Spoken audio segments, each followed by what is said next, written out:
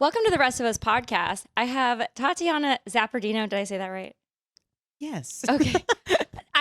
Have you ever read someone's name incorrectly for a really long time and then realized that's happened to me? Oh, you don't even know. You might have just known me as someone different the whole time. Well, there's like somebody who's, I want to know. I like flipped like the N and the R of their name. And I for years and like had never really said it out loud. You just like read it on Instagram. And I'm like, how often do I say your last name? Yeah. Okay. No, I get that. Tatiana Zappardino. Did not mispronounce it. She is a series regular on Tulsa King, which is produced by Taylor Sheridan. Yeah, look at me doing all of my research. And she is headed off to New York to go do really cool press things. And Tatiana is also a veteran. Lucas is a veteran as well. She served. Thank you for your service. Thank you. What's up? Oh, what's up? Oh, what a big question. I know. Like, life is so complicated right now. I have a 1.5-year-old and my partner's currently deployed. He's in the Army. He's a Green Beret. So it's been no sleep. Like the single parent life. So I don't think people are meant to be single parent.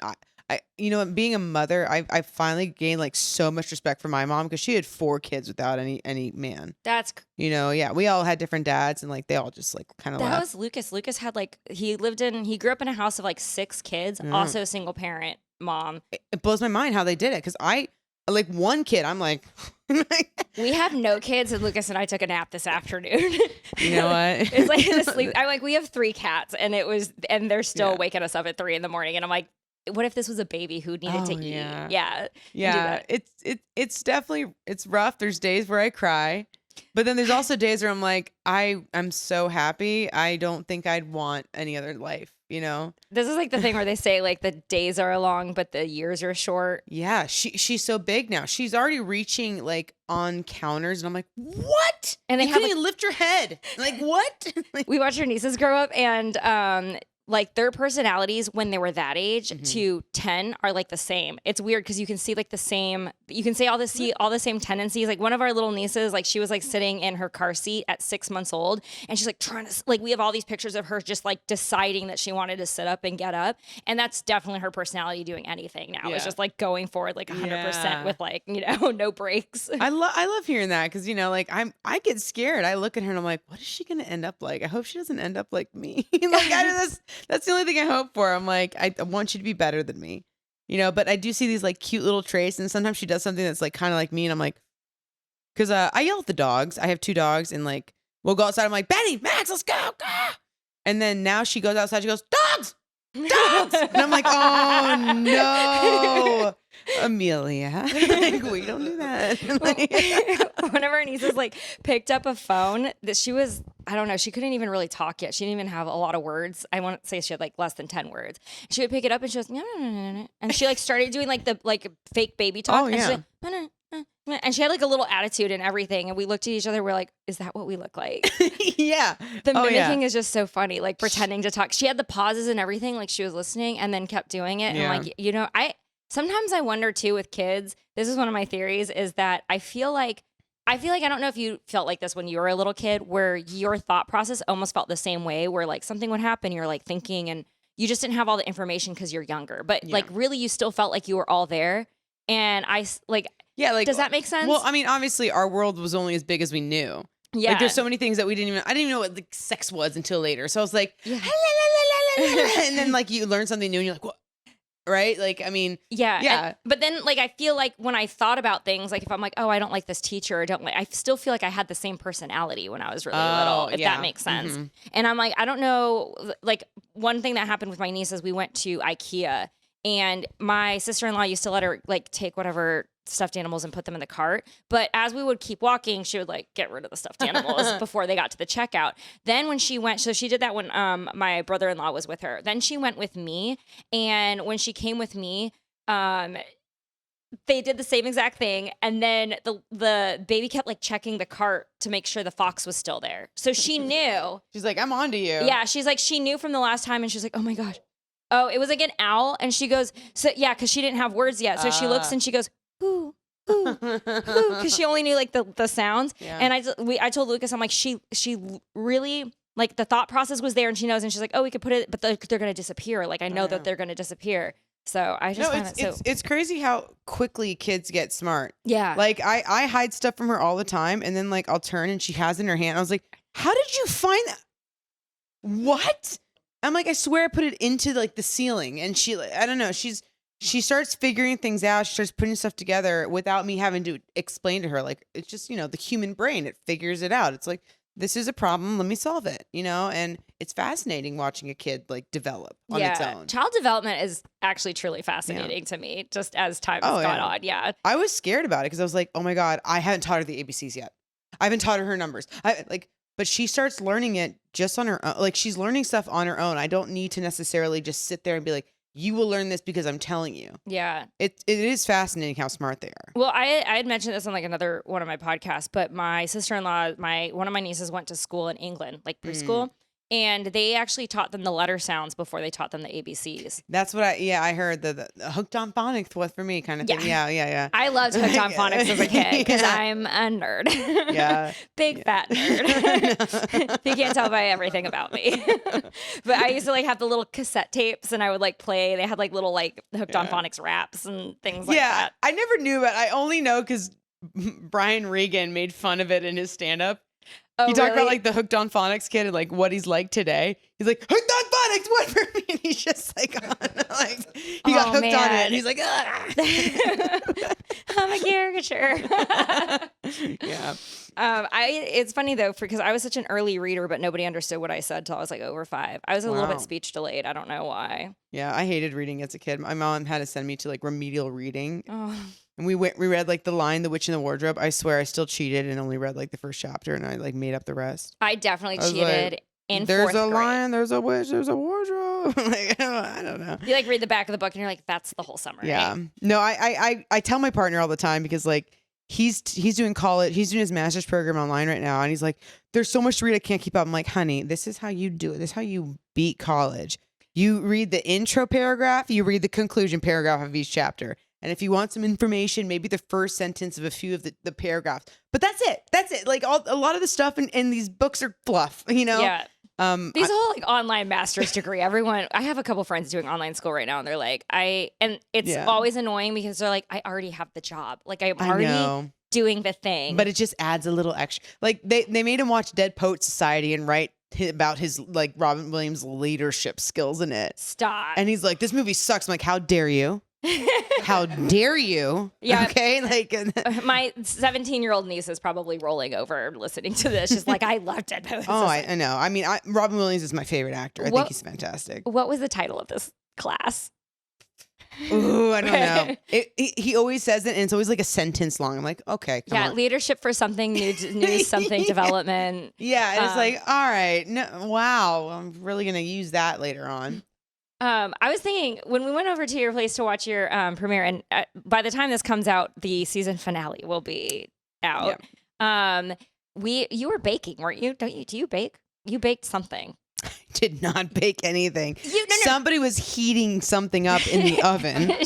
They came over and they're like, "Can I use the oven?" I was like, I've never used it. You can see if it works." Bagel bites. Yeah, no, my friend Sarah was making bagel bites because like I told her I was just like, I want some bagel bites right now. And she goes, I'm on it. I'm like, I had to put it together because I was like, she rolls up in a minivan. I was like, was there baking too? I just want to see like the whole. You know what? I'm not the best cook. Alex is a cook. Both of them? Like both like stove and oven? You don't cook? I don't like cooking. Okay. I like door dashing and like I'm not kidding. I just because for some reason like I grew up not necessarily learning a lot about cooking. Like we know how to make spaghetti in our family. Like we got spaghetti down. And that's about it. Yeah, that's and French toast. I can make French toast.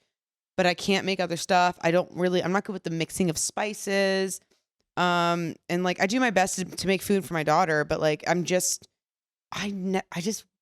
but Alex loves cooking. He wants to make steak and asparagus and like all this gourmet chicken stuff and season it and like, and I'm like, great. But he's not here, so opposites attract.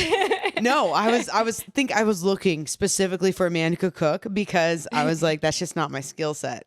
How did you guys meet? Oh my God, it's so funny. So after season 1, I did a little vacay of like, okay, time for some me time. This is while I was single, childless, all that stuff, right? So I planned a huge trip. I went to Bali. I went to New Zealand. I got like a rental car and I did the whole Lord of the Rings thing, went bungee jumping, all this stuff, right? And then my last trip was in Australia where I started in Sydney. And then I went to, oh my God, the other side, Port something. What was it? Anyways, I went to go great white shark tank diving because it was my birthday. And I always do something I'm terrified of. And I'm freaking terrified of sharks. Really? It's so funny because I'm like, this actually seems like your personality would go great. Like, this would never be on my bucket list. It's on my bucket list because I love facing fears. That's the only reason. I do something I've never done or something that scares me. Those are my 2 birthday things. I don't like throwing big birthday celebrations usually. Like, it's just weird. Like, that is a personality description because I'm like really into the Enneagram personality test. And one of the things is called being counterphobic, where you run into things that scare you. So that's actually like a personality trait thing. Oh, yeah. It's awesome because there was something interesting about like when I went great white shark tank diving that made them less scary. Really? Yeah. So I had to get my scuba license before I actually went because you had to go. So this is it was called the Rodney Fox, and they're the only expedition that goes all the way to the ocean floor. How deep is it? I can't remember the numbers, but like it's pretty deep. Like, so you have to like scuba, but you're in like you're in a tank. I mean, you're in a cage, obviously. Okay, so you're not out. Okay, you're like with your tank, like doing the scuba thing. You're in the tank inside in the cage. Yeah. And then they have chum, and they like kick the chum, and then all the sharks. And at one point, I had 3 great whites surrounding me. But they're just like, and there's like little fish swimming around them, just chilling. Like they're not like the fish weren't scared. They're not like, oh, it's big. Like no, they were just like, It was not Finding Nemo. No, I'm serious. It was literally like they're like, oh, I'm Bruce. You know, like it was. They were actually really chill, like just creatures, right? Obviously, movies like Deep Blue Sea, Jaws makes them terrifying.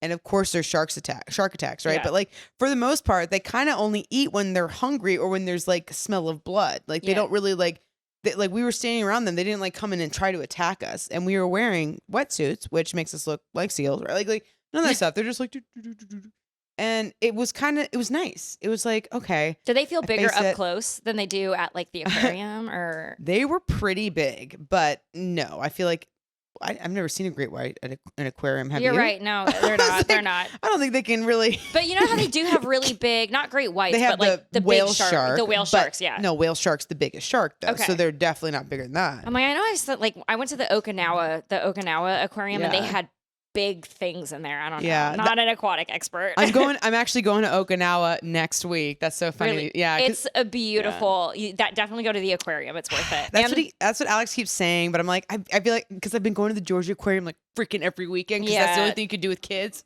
And I'm like, I don't want to see another aquarium. But Japan does things cool. That pineapple park was also really fun. That's what he said. Yeah. I'm excited about that. Like, but anyway. So the story. Yes. Sorry. So I go to Australia and I'm in Sydney. Because I was like, oh, I obviously want to see Sydney, whatever. And like I'm meeting him was a God thing. Like everything worked out. There was originally a hostel I wanted to go to. It was sold out. And I was like, what the? Okay. So I go into my second choice hostel. And it was crap. Oh my God. I can't remember what the hostel's name was. But it was just, I forgot how gross hostels are. But the only reason I went to a hostel is because I was traveling alone. And I've traveled alone to a lot of countries. And the best way to travel alone is go to a hostel because then you can meet other travelers and you're not completely alone. I've actually never stayed in a hostel. It's not scary to you? No, it's not scary. It's just it's always European people. There's yeah. Okay. They're like bonjour. All my guys were French for some reason. But I was literally put into a 6-bunk room with all dudes. And I walk in and like it was a mess. I was like, oh my God, it smells in here. There was stuff all over the floor and I was like, this is not what the pictures look like. And like, so I like kick stuff out of the way and I'm like trying to get to my bed. I'm like, what am I doing here? I'm too old for this. But because I was at this specific hostel, there was a place next door that like gives free drink tickets. So like they have like this coincide like agreement.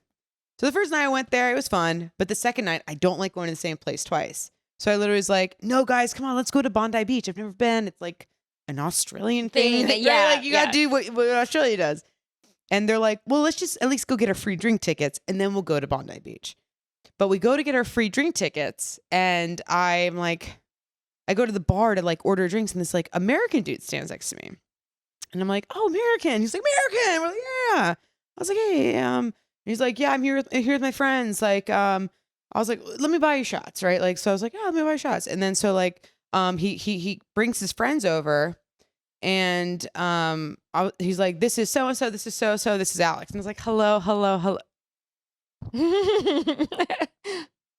Hello. Like, and like, we just kind of like time slowed. It wasn't just me. We talk about this all the time. Like it was the craziest night of my life. Cause like we met and like, we just looked and it was just like, oh, that's it. It was, and you have to understand, Rachel, I gave up on love.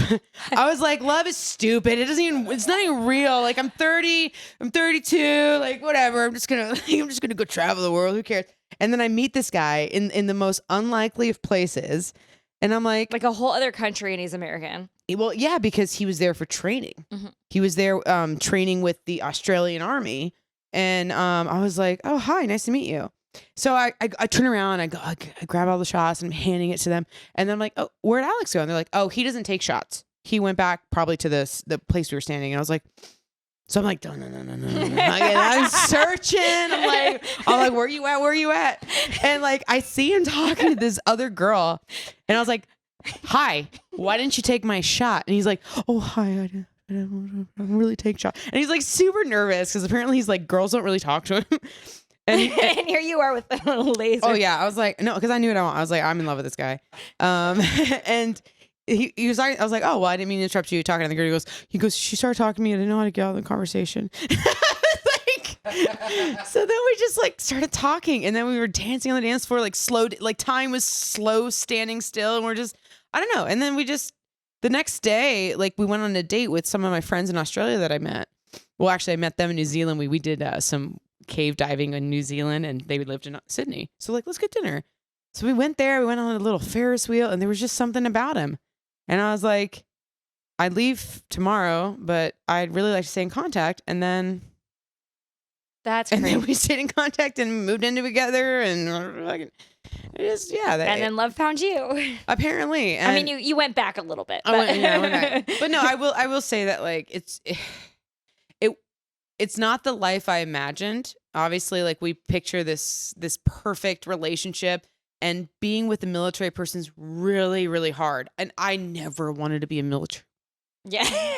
Do you understand that? Yes, I was in the military, so I know the why. I was like, no, I don't want to do that. You've been out for so long. I feel like this is something Lucas and I have talked about because one of our friends is like retiring this year. It's like his last Marine Corps ball because now you're hitting the late 30s when everybody is like done with it. And we're like, I can't believe they've still been doing this for 15 more years. I don't get it. Yeah. And I have so much respect for military wives now because I'm like, how can you like keep the love and the romance and everything when they're gone 9 months of the year? Yeah. I'm like, I need more than this.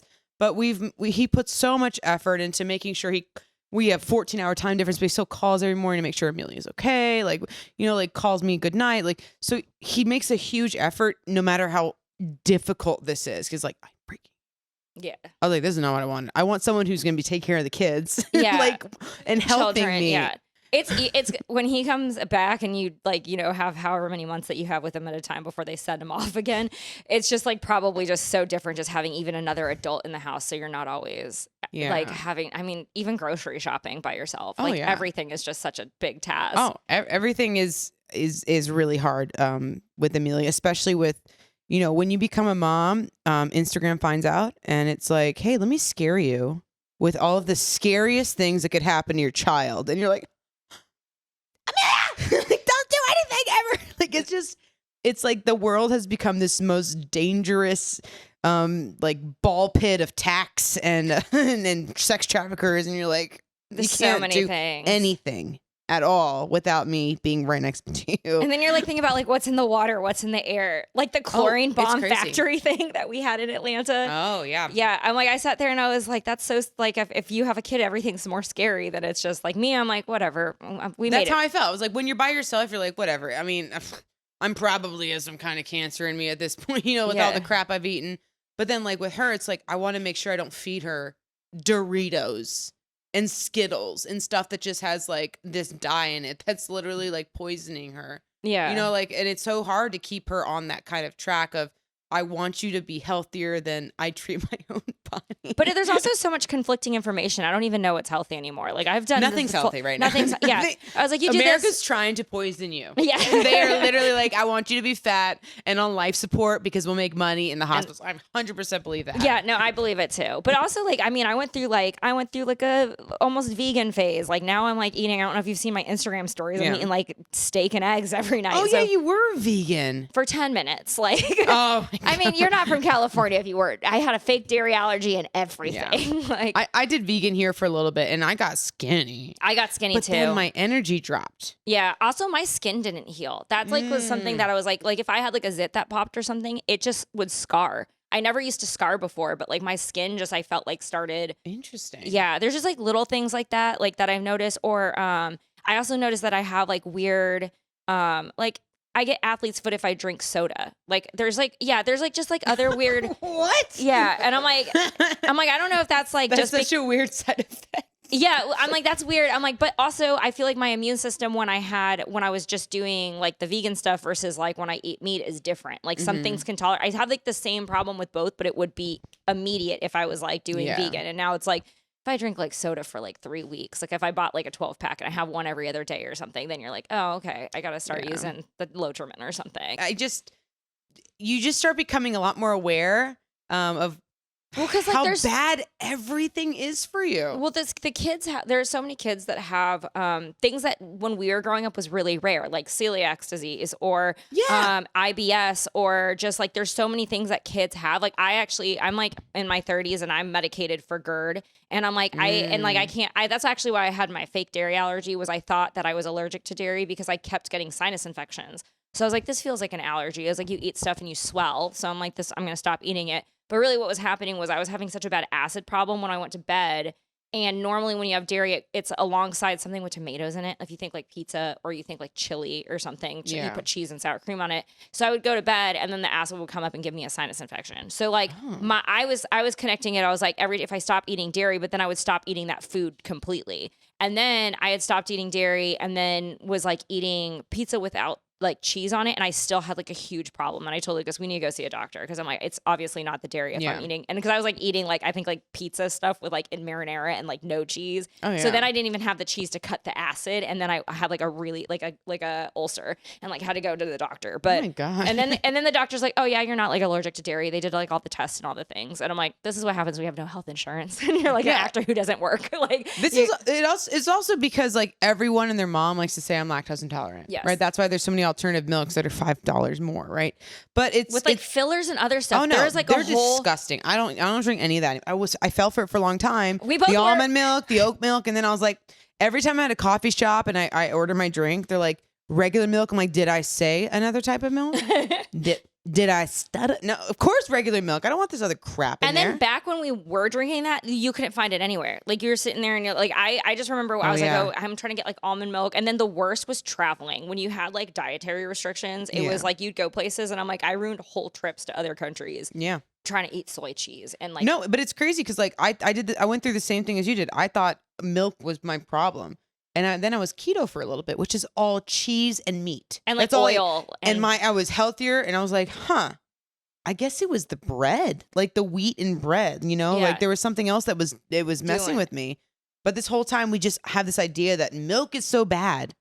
I'm like, no, just milk with a bunch of hormones and it's bad. Well, that's also like, the thing is you'll like have like hormone free milk, but then you don't take into account that like when you just buy random like sour cream, there's hormones. When there's cheese, like all the other milk products, you're like, I have heavy cream that I make into a cold foam. I'm like, is that hormone free? Like, there's so many things that have, and then like you're eating a cookie and there's dairy made with that. I'm like, I actually was so strict on it. I wouldn't even eat anything that had dairy that was baked into it. It wasn't even just like drinking it or that kind of thing. It was like if a loaf of something like zucchini bread was made with any dairy, I wouldn't consume it. Yeah. And it was also just like really miserable to like eat like that. And then it's almost like it's almost eating crackers all day.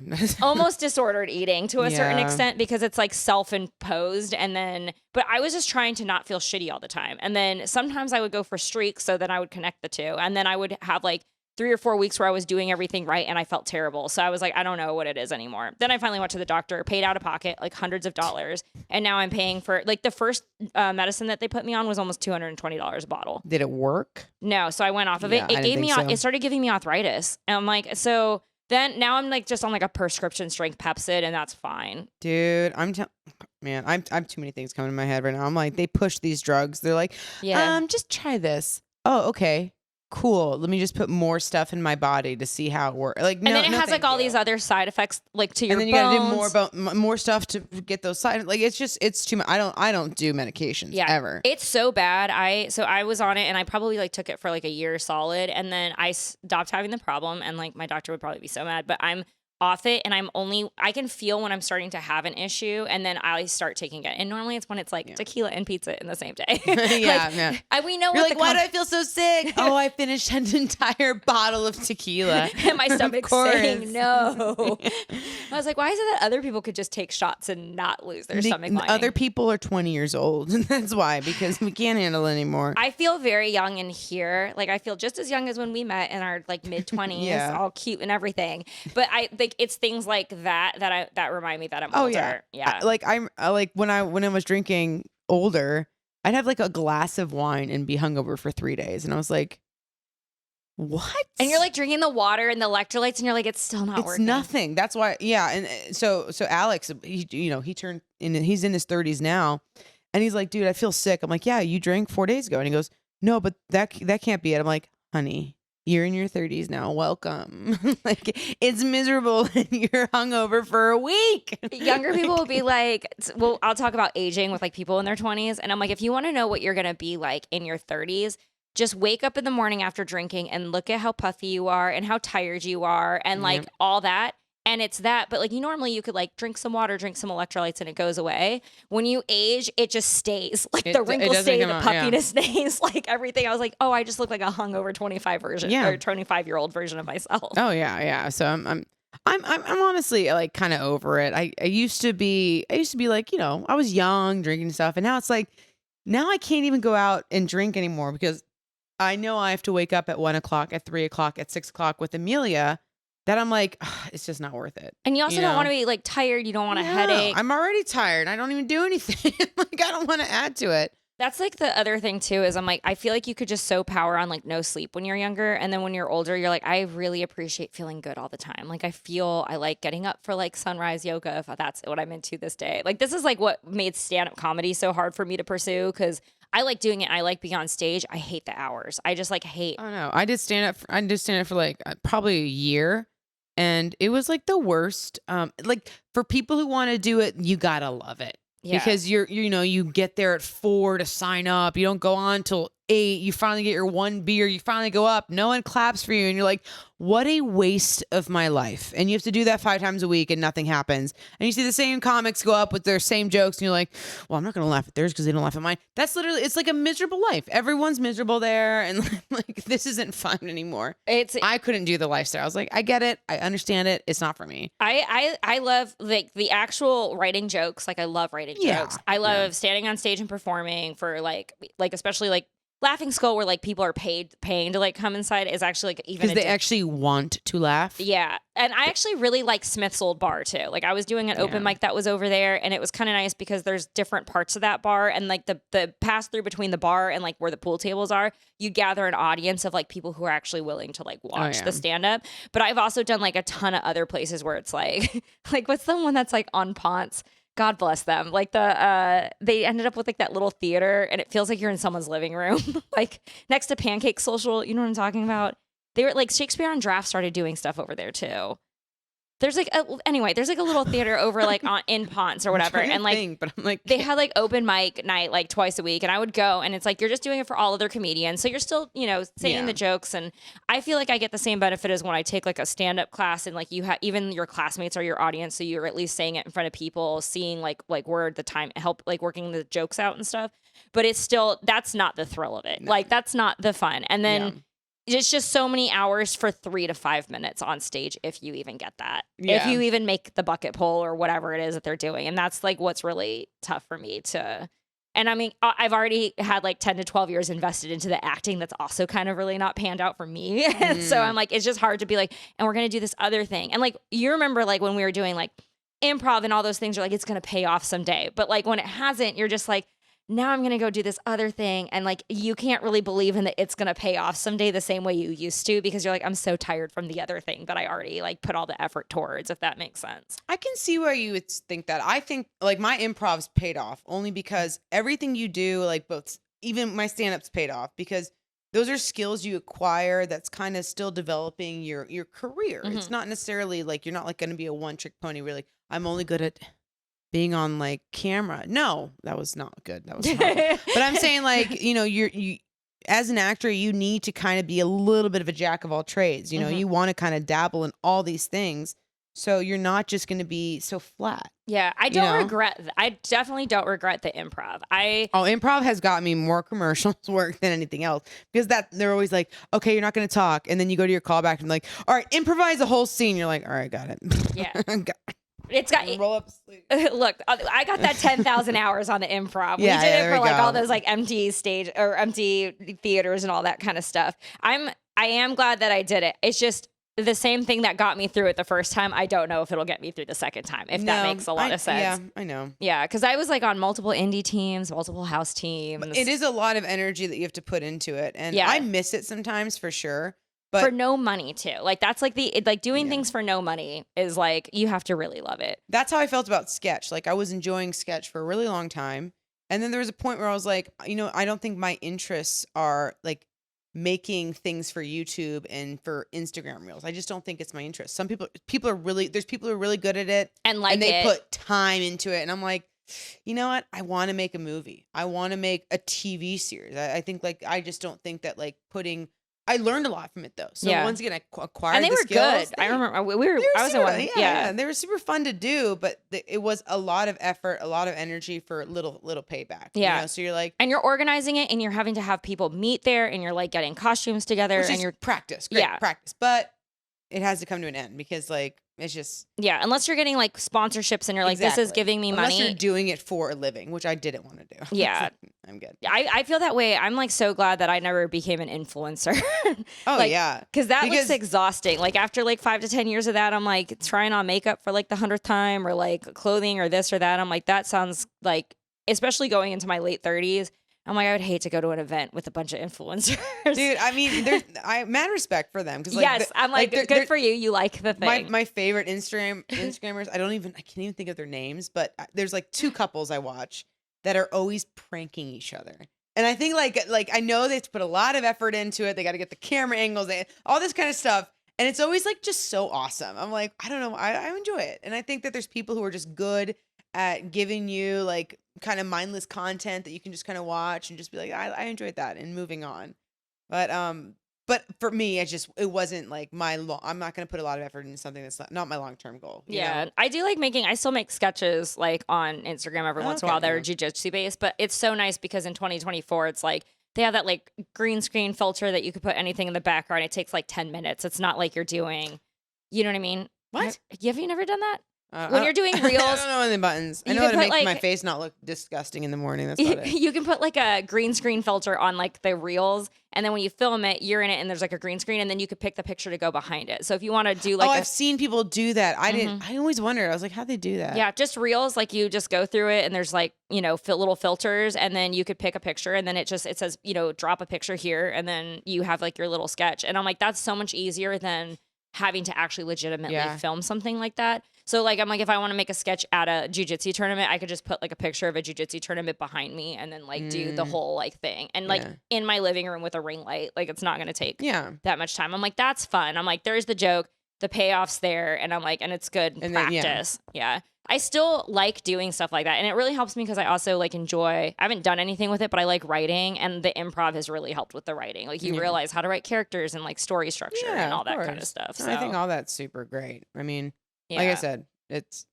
takes a special person to do it. Like you have to like it for more than 10 years. I do wish that we did have more improv like we did before COVID. Like I do. That was such a Village. When I got back and they were like, Village is gone, I was like, excuse me? Like I loved doing improv there. Yeah, Village, High Wire. Remember there was like a minute where there was like a High Wire. I forgot about that. Yeah. Everyone forgot about them because they closed way before COVID. They did. But yeah, I just remember there was that like moment where they were doing the improv festivals, and it was like them. And I just like came here from California. Well, I lived in Florida first for a little bit because Lucas is from there, and then we came back up here. And one of the things that we were thinking about between Atlanta and California, I was like, I don't know if I'm going to have as many improv opportunities, because even if you're not on like a UCB house team, you could go to Clubhouse, like you could jump on like 2 or 3 indie teams, and you always can find stage time because it's California. So I like when I came here, I was worried about that, and I was like, oh, there's like 2 or 3 theaters. That's crazy. I had the complete opposite experience. Well, what year did you go? I went during COVID, and like everything was freaking shut down when I got there. Yeah, that would. And then like I had to go through the Groundlings program, and then it takes like 17 years to get on stage, and you're like, okay. But then here it's like, hey, do you want to join a team? Cool, let's do it. Let's go into like. It was so much more. It was so much easier here. This is circa 2012. Yeah, so I think it was probably a lot more open back then. Yeah, I can't imagine. It is closed down there. Like there's nothing. One of my friends moved to New York after COVID, and it was like everything was normal here for a year and a half, and stuff was still COVID-y up there for like 2 years. So I'm like, and then she moved up there for acting, and I just remember thinking, I'm like, wow, this is not the expectation, because like all the things that you would really benefit from living up there with in-person interactions and all that kind of stuff is gone. Like, it makes me sad. COVID really attempted to destroy the world, and I think they destroyed maybe a little part of it, and it was mainly the arts. Mainly the arts and people's souls. Whatever. I also know that like because now we do jujitsu, and like so I can't imagine having done jujitsu and then been in that community when COVID happened, because it's a like face-to-face contact sport. Oh, yeah. And so I heard like a lot of people got depressed, and I'm like, yes, like I actually I don't think I've done a play since COVID, just because you have all your friends, you go to their plays. We went to a friend's play together. Remember when we went to like recently? Yeah.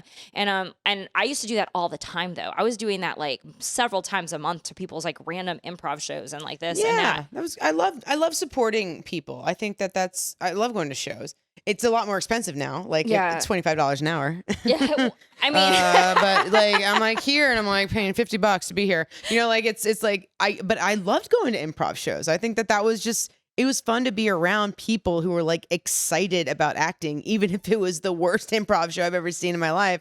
I'm like, hey, yeah, I'm here. I'm here. Like I'm like many times. Maybe next time, right? Like, okay. I'll tell Lucas all the time. I'm like, we are supporting art tonight. We're supporting art. Yeah, specifically. Whenever I said that, I was like, don't have great expectations for the enjoyment of the show. I was like, hey, we're going to a level 2 graduation show, and we are going to laugh and clap. You're lucky that you. Lucas wants to say something.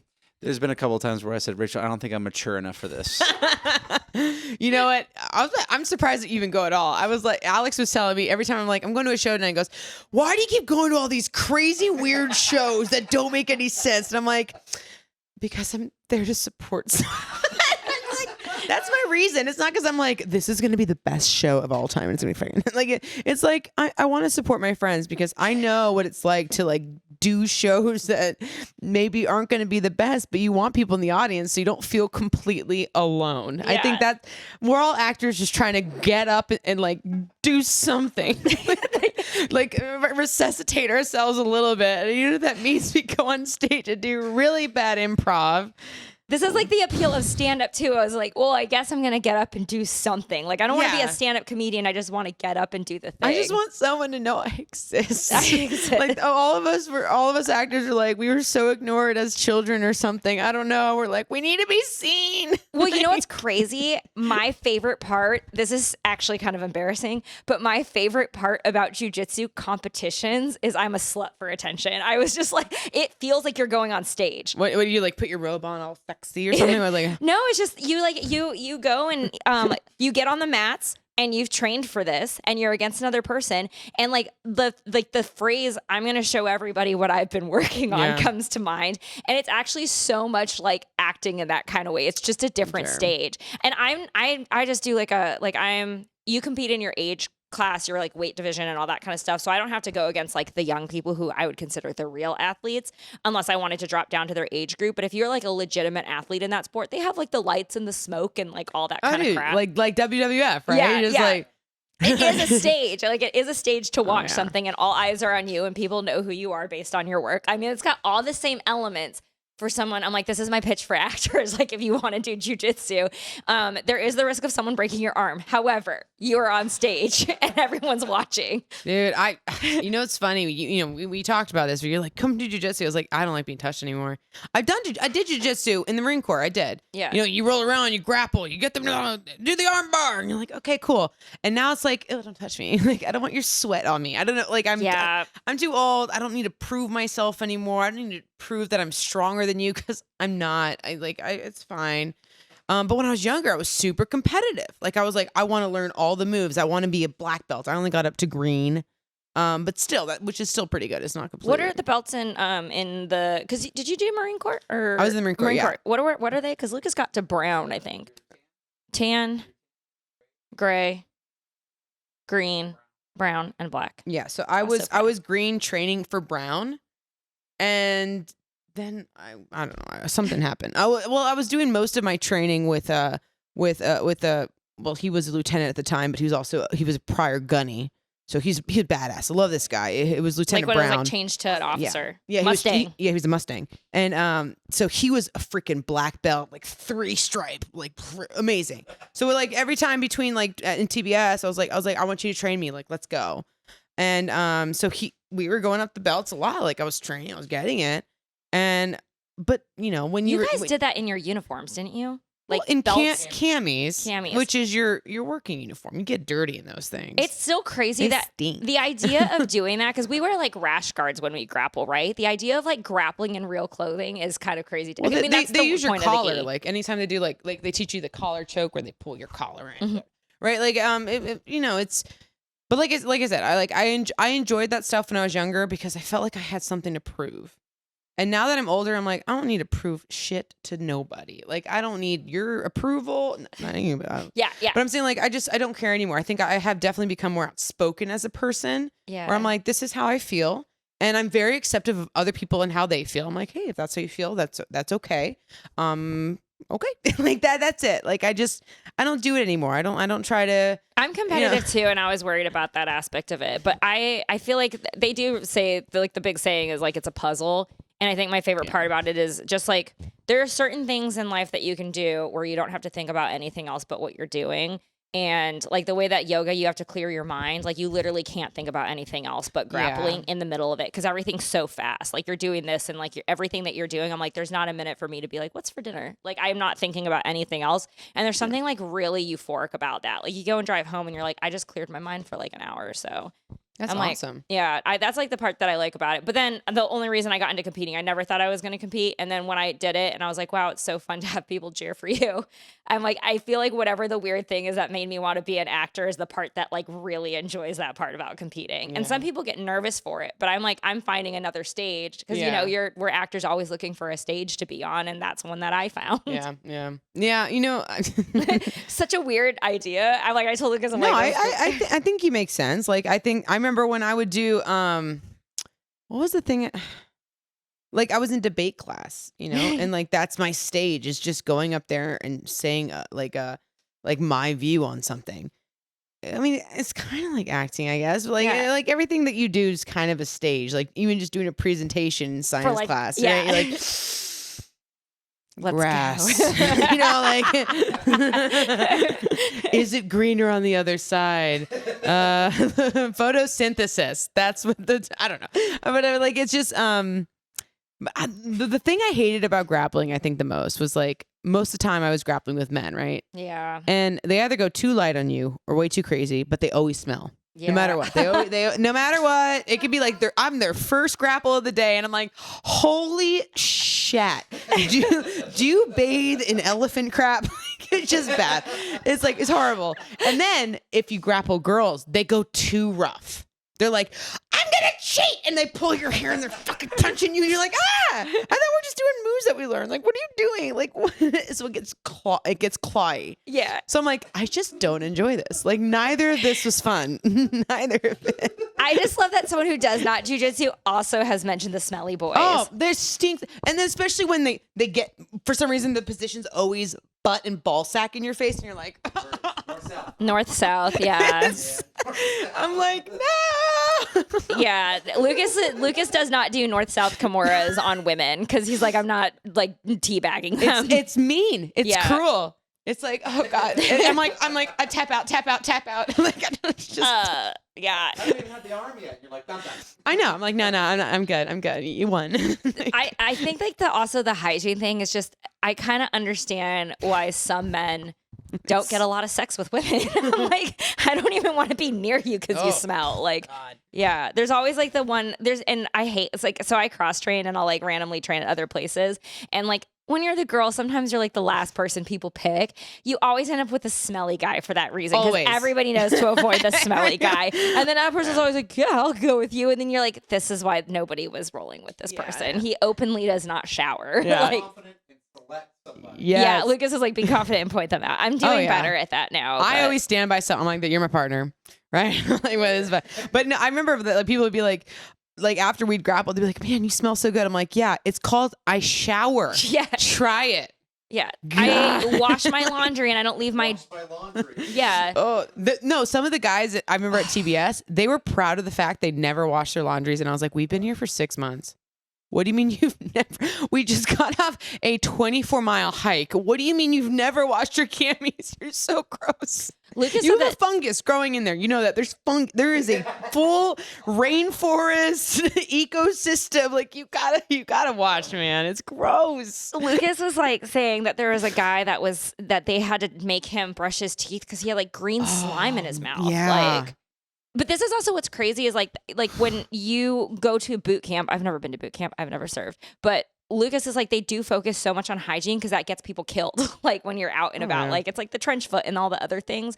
And it seems insane. But when you start meeting more men, you're like, yeah, I guess if someone doesn't tell you to scrub your feet, you won't. So, dude, I had horrible trench foot when I was in. Well, were you drinking soda? No. Yeah, so much. No, it was because I had the wrong boots. I had like, I think winter boots or whatever. You probably remember I had winter boots, but it was like monsoon season in Virginia. So like I was constantly hiking in just puddles in my water. So like the entire bottom of my foot just rotted they make off. one with Gore-Tex. Yep. And then they make one that have like the little squeeges. Yeah, so it squeeges out. I didn't get them. I didn't know there was a difference. And I was so mad. I wore the ones with the holes on the side of my entire enlistment because I was just like, I fucking don't know how Gore-Tex really works. after that experience, because trench foot was the most painful thing I've ever gone through. I was like, I'm never wearing the boots, threw them away. And I only wore ones with holes in it because I was like, those ventilation, you need it. How long did it take you to like after like creams and everything else to heal from it? Well, unfortunately, it was like I got really bad trench foot during this like 4-day exercise where we were in the field. So I was like every night, you know, like I would wring out my socks and put tons of Gold Bond just on my feet and aired it out. That's all I did because I was like, you can't do anything. And then you put it back on and you're just hiking and it's the most painful experience ever. But like, you just have no choice. Cause it was also like land nav weekend, which they care about so much. I'm like, use Google Maps, bruh. You know, like it was like, the fucking compass, you know, like, but it was the worst. I was like, oh, wow. This is horrible. And it has nothing to do with cleanliness. It literally just is, am I literally walking in a puddle of water for a long time? And then you get it. Lucas, because he does construction in Georgia where it's 100 degrees and humid, he also gets like really bad, just like rashes, heat rash. And it turns into like heat rash. Now it's like infected. Now there's a fungus. Now there's this. And he's gotten prescribed so many by the VA because that's where he like gets all his stuff from.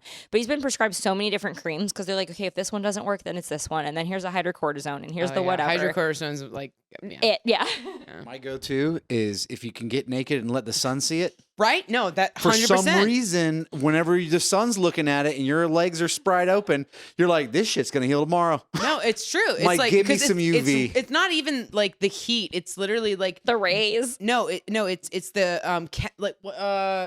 not the fungus. The bacteria that's in your shirt gets into your skin. That's what it is. So you take that shit off. I had prickly heat rash for a few days when I was out there. Worst pain ever. It really does feel like prickly. Yeah. But it was just because I had so much bacteria in me. And there's like, it's monsoon. But you take your shirt off and you let the air and you let the sun hit it and it heals it. But yeah, it's. Yeah, Lucas was like on that inversion table upside down with no pants on once. And I like walked out there and I was like, Lucas, I'm like, we have all these buildings now around us with our windows open because he's letting the sunlight in. And I was like, Lucas, you're the weirdo. Like, you are the weirdo that people. Yeah. Lucas is like, this is self-care. And I'm like, you're the weirdo that like people weren't about in their windows. They're like, that man's hanging upside down with no pants on. Oh gosh. Free peep show. Yeah. But I think that's also the hard thing about jiu-jitsu is like you're sweaty all the time. So then you get like, and then also people I use vinegar to sterilize everything. So like I come home, I have like a Home Depot bucket because so annoying. We have like a water-friendly washer and dryer, or like an eco-friendly one. So our old washer and dryer from like 10 years ago that they had in this apartment broke. So they give us like an eco-friendly one and it does not give enough water to like wash it. And then I've put water in myself and it drains it before it starts. Yeah. It's like, what the heck, man? So now when I come home with my dirty training clothes, I have to put it in a bucket with like a cup of vinegar, a cup of like detergent, and like I let it sterilize for like 20 minutes and then I wash it and everything's fine. People don't do that. I'm like, if it smells, you gotta like vinegar it or something. Yeah, no. So when I came home, I had boxes in my basement and all my stuff was moldy. And I was like, shit. I forgot you have the crazy basement. Oh, it floods so much. I should have had a better inspection. But like literally I cleaned it all with vinegar, like just pouring the vinegar in there, pouring like in the washer, and it does get it out, you know, like does it still smell like mold at all or no? No, I washed it like 4 times, like all the stuff. I did like 4 cycles on it with vinegar and it does get better. Yeah. Yeah, I watched her like Instagram stories and I'm like, she's still shoveling water out of this place. Anytime it rains, it just comes pouring in and I'm like, I've tried to get quotes about how to fix it and I'm like, do I want to spend the money on something that I don't care about? That's what's so hard about like a house is you're just like, I don't want to spend $8,000 to replace my AC unit. Like, I know. Yeah, but whatever. Yeah, it's better to have a house than I guess to rent, honestly, though. Yeah. You guys, this is a condo, right? No, we actually rent here. You rent here. But since they built everything, they don't raise our rent really more than $50 a year. So now we're too scared to leave. And like everything that we look at that's comparable square footage in this area to buy, the interest would be more than what our rent is. So I'm like, that doesn't really make sense. Well, hopefully interest rates will go back because it's like we were looking at a bigger place too. And I was like, I'm not paying 9% interest rate. My house right now is 2.5. Well, that's also I'm staying here forever. I mean, what the like I get stuck. Well, that's actually what's hard is like the inventory is really bad because unless someone like got a new job and had to move, people are not voluntarily moving because even if you made money on your house and like you sell it and you have that extra money, you put it down in like the smaller loan means nothing. Yeah, the smaller loan's going to be way more than you're already paying. So like the value is the house that you already have, not like the money that you're taking anywhere else or anything. My theory, though, is actually maybe it is better to buy right now because if interest rates do, because like they cut it a quarter yesterday or some a quarter. Okay, sure. Wait until they cut like 5%. But like, I'm saying like, and then our cans of beans will be like $7, and we're like, what happened? Yeah, I know. But like everybody is selling their houses for lower prices because no one's buying. So if you buy it now at a high interest rate, and then like you know you the interest rate drops, and then what's the word I'm thinking of?